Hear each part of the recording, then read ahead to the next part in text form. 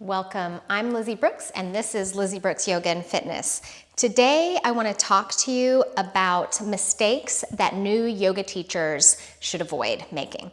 And if you have made these mistakes before, and if you make them again, it's okay, you're human. All of us yoga teachers, we're human and we're gonna make mistakes. We are not perfect. But these are things just to consider and to be aware of as mistakes and as like, oh, this is something I can learn from in order to grow in my experience and in order to make the experience for the students a better one. So first thing, and there's 6 of them that I'll go over. I'm sure I did plenty more than 6 mistakes when I was starting, but I've taught now for 21 years and I'm still making mistakes, but hopefully making fewer. So number 1 is I see new teachers and they really want to plan, and that's great, but they'll write out a whole sequence and then they feel like I better stick to this sequence come heck or high water and not leave that sequence at all. And I know it can be a bit of a security blanket if you're going off of your notes, but sometimes it causes more anxiety to not leave wiggle room in the practice. So know that if you stray from your notes and stray from your sequence, it's okay, as long as it makes sense for the class.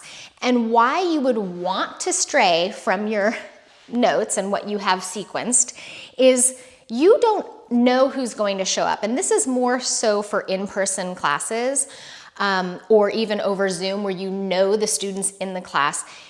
You need to gear the sequence towards the people who are there. So if you've written a whole sequence with inversions and backbends and all this kind of stuff, and then you have pregnant woman, a person who has glaucoma, a person with a severe wrist injury, and they're all in the same class, maybe it makes sense to scrap some or all of the sequence and go to even something more basic. It doesn't have to be mind-blowing, especially at the beginning. These don't have to be super creative and like, oh, it's stuff we've never done.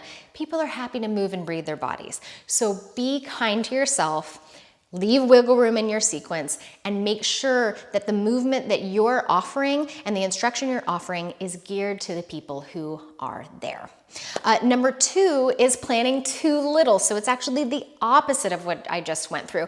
Some people just say, oh, you know, the universe will send me the sequence and it will all work out well. And that's beautiful. And that does work sometimes. Sometimes you just get on your mat and you see who's there and it all flows.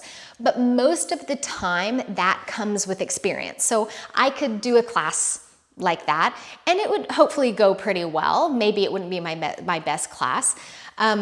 But having at least some things ironed out. The 3 things that I have ironed out before I teach, if I don't have any more than that, the minimal 3 are my reading that I do at the beginning of class. These are full classes, not so much my Zoom classes. My reading, my music if I'm going to use any music, because that should actually go along with your sequence. Start out a little slow, maybe ramp up, maybe go down, unless it's just ambient and that's something different. But you wouldn't want something really crazy coming on near the end or even, you know, towards the beginning. So those are the 3 things I would at least have. And then really there's a 4th, and that is a few postures to work towards maybe. So I do that a lot, the way that I teach now. I'll have some peak postures that I'll want to work towards. And luckily, since I've been teaching for so darn long, my brain kind of figures out ways how to sequence towards those to make it safe to prep the body for those postures. So leaving too little wiggle room, too much wiggle room. There is that nice safe space in the middle where you're tending to the students and you're not going to feel flustered because you have enough things ironed out. Number 3 is like I just said, right,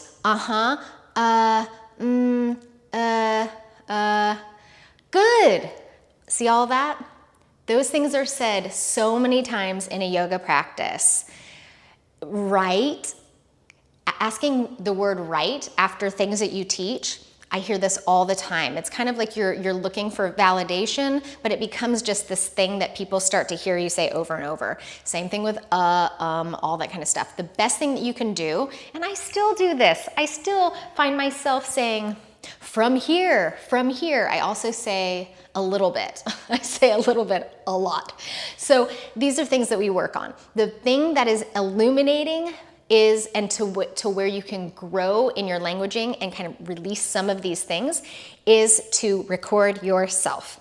Record yourself doing your own practice and talk yourself through the practice. Talk yourself through what you're doing, the movements you're doing, your transitions, and see how you speak. And then take the recording and don't watch it, just listen to it. Because when you're watching it, it's easier to miss hearing those things. So put it down and try to do your sequence again, just hearing the auditory part of that, and see, A, does it sound good? B, does it instruct what you're actually asking a person to do? Very illuminating, has helped me so much. Okay, doing the entire asana practice on your own mat and never leaving. Yes, if you're teaching a Zoom class, if you are teaching a YouTube recorded class like this, you're gonna stay on your mat and instruct from there. In person, in private lessons, even if they're over Zoom, and even in some group Zoom classes, depending on how many people are there, if it's only 5 or less, you can actually see those people. My Zoom classes, I have too many people, so I can't really see everybody well, so I can't do it as much as I would like.